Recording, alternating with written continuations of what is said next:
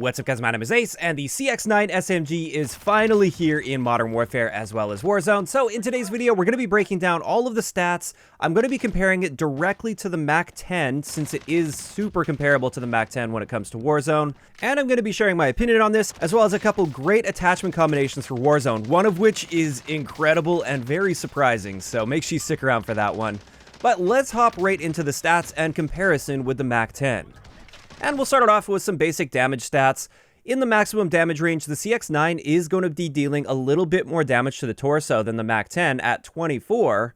However, our range value is just slightly shorter than the Mac 10 at 13 meters, whereas the Mac 10 is 15.5 meters. At the end of the day, though, when it comes to the number of shots to kill to the torso against 3 armor plates, both the Mac 10 and Cx9 will kill in 11 shots up close and 14 shots in their minimum damage range, so at a distance. So in that sense, they're looking very comparable so far. But taking that a step further, the fact that the Cx9 deals a little bit more damage to the torso at 24, this means that in that 11 shot kill range, your maximum damage range, only 7 out of your 11 shots have to hit the torso. The rest can hit in the limbs or wherever else you want, and you'll still get an 11 shot kill. Whereas with the Mac 10, it's not nearly as forgiving. You have to hit 10 out of 11 shots to the torso. So if you're hitting any more than 1 shot to a limb, it's going to take you 12 shots to kill now. Additionally, when we look at open bolt delay, the Mac 10 has a 50 millisecond open bolt delay, whereas the Cx9 doesn't have an open bolt delay at all, as far as I can tell. So that's another advantage to the Cx9.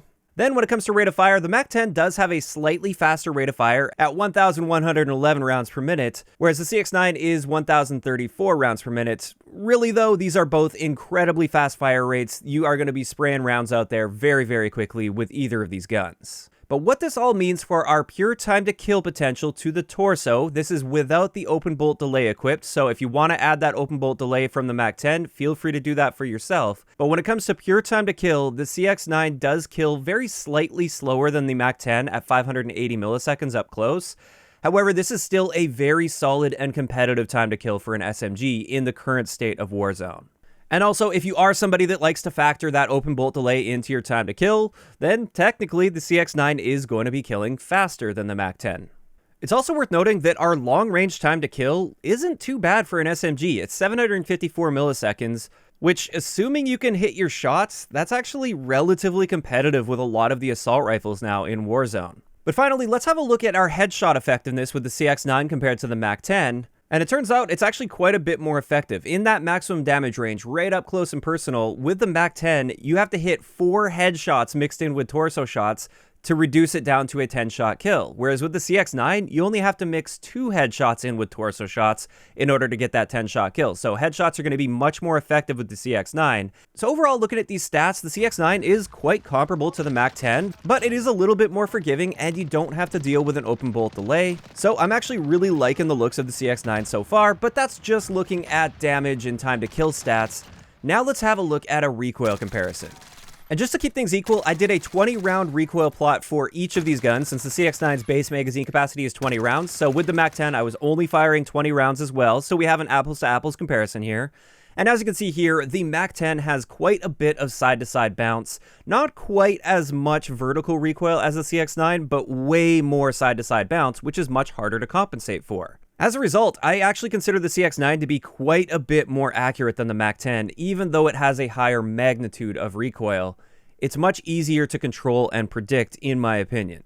So yes, so far in this comparison, I'm definitely leaning more toward the Cx9 over the Mac 10, but let's get into some more miscellaneous stats. When it comes to our aim down sight time, it's exactly the same for both of these at 200 milliseconds. Same thing goes with our sprint out time. They're pretty standard for SMGs at 167 milliseconds.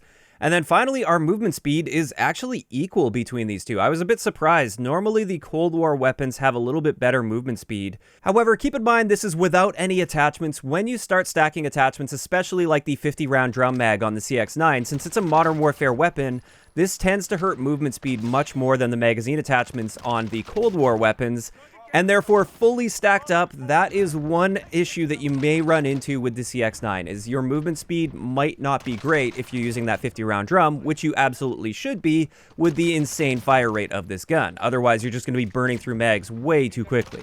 Now, one last stat that I wanted to point out here between these two guns that is interesting is our bullet velocity value. It does appear that our bullet velocity just isn't very solid with the Cx9. I tested a value of 275 meters per second, whereas the Mac 10 is 350 meters per second. So the Mac 10 does have the advantage here. This is without attachments, though. You can make up for this with attachments. And also, bullet velocity isn't quite as important on SMGs as it would be for assault rifles, especially with these really high fire rate SMGs that tend to be more used in really close quarter situations. These aren't the types of guns that you really want to stretch very far with.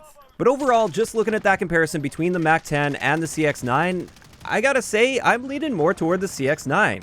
I think they're both great SMGs, but the Cx9 is just more forgiving, easier to control when it comes to recoil, and we've got some interesting attachment combinations that we can make out of this that can really make this gun stand out. And hopping into the first one, this is a nice all-around sort of setup to make with the Cx9, and with this we're using the final barrel attachment, the Cx38S.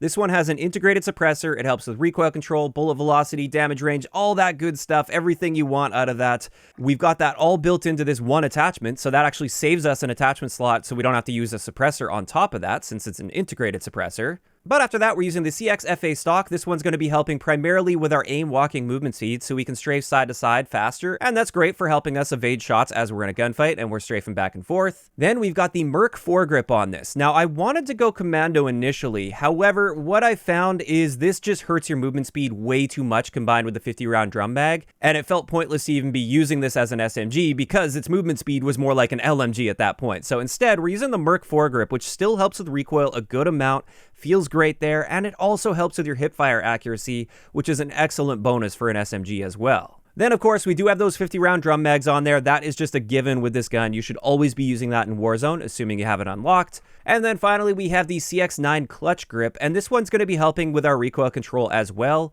And what this does, I found, with the combination of all these attachments, is this makes this actually fairly viable as a sniper support or just a more versatile SMG. It's great at really close quarters, but it also holds its own just fine if you want to stretch those ranges out just a little bit. Obviously, you're not going to be picking people off across the map super easy with this setup, but stretching this out to 20 or 30 meters is perfectly viable. So that's the first one, and that's more of a balanced setup, like I said. Now I want to get into a setup I'm actually really excited about. This one is amazing. I couldn't believe this. This is a crazy movement slash hipfire build. So with this, we're using just the standard monolithic suppressor, no barrel attachment whatsoever necessary on this. We've got the 5 milliwatt laser, the Misc foregrip, as well as the CXFR stock, which is basically like the collapsible stock or no stock attachment. All of these three attachments combined help with our hipfire, and look at the hipfire spread you get out of this. Even while moving, even while firing, there's basically no hip spread whatsoever, so this is a crazy hipfire build.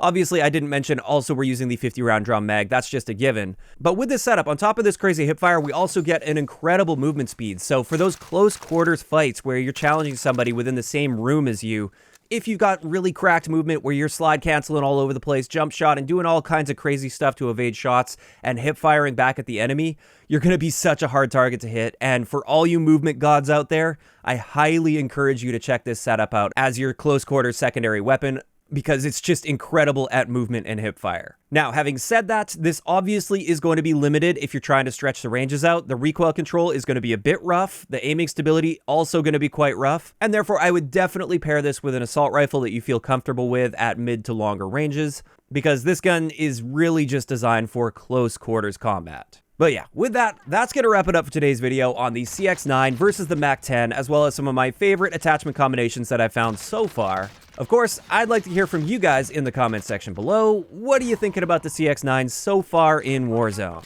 Do you prefer this SMG over the Mac 10, or do you still like the Mac 10 more? Just let me know those thoughts down below. If you enjoyed the video, a like rating is always appreciated, and don't forget to subscribe for more if you haven't already. I'll talk to you guys next time.